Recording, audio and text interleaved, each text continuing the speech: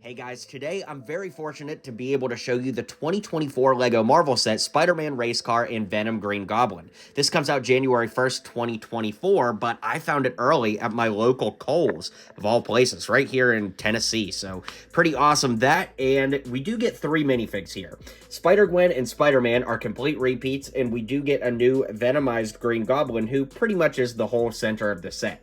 It, of course, comes with Spider-Man's car, and if you guys have been on the channel before, you guys know I hate Spider-Man vehicles. He's like the one character that doesn't need a vehicle, him and Captain Marvel for sure, so I just am really had tough sell on these. I just don't like them, but I'm going to be objective. We're going to take a look at it, but let's go ahead and start with those minifigs.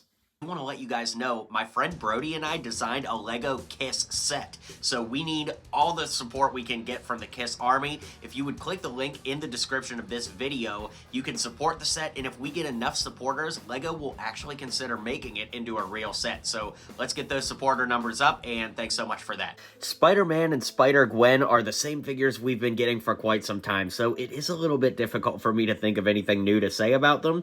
The one downside is this version of Spider-Man does not have the dual molded legs to give you the red boots on bottom, which is definitely a downgrade compared to previous versions of this exact same figure we've gotten in years past. Of course, the arm printing is always nice, and Spider-Gwen's hood is a very cool piece, but beyond that, there's really nothing I could say about these two that I haven't said in countless other videos before, so let's move on to the main star of the show.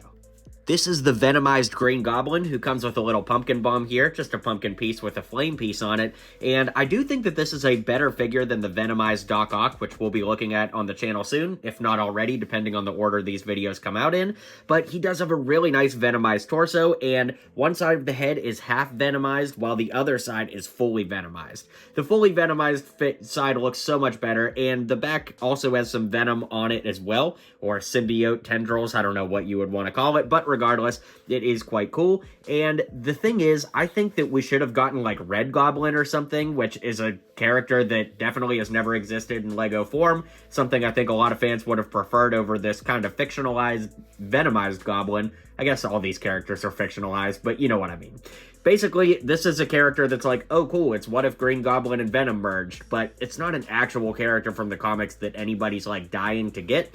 Kind of the same with Doc Ock, and my big complaint, of course, is basically LEGO tells us the issue they have with making new minifigures is that there's only so much budget and so much inventory space for new torsos, heads, and leg prints and arm prints and so on and so forth.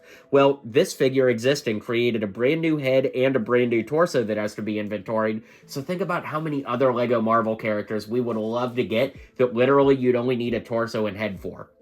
Off the top of my head, Norman Osborn, Mr. Negative. I mean, there are just so many low-hanging fruit, easy characters that so many people would love to get, and unfortunately, we just kind of get random stuff like this. So hopefully LEGO's listening and will make more obscure and or fan-favorite characters rather than just kind of like what-if versions like this, but for now, it is a decent figure for what it is, and let's get into the rest of the review. Alright, so back to the set, let's take a look at the accessories. We do get the new banana peel accessory, which is pretty cool. It's actually kind of rubbery, or maybe spongy. Rubbery is probably the better word, but that's pretty cool, because the regular banana is actually like a hard piece, but this is kind of soft and pliable.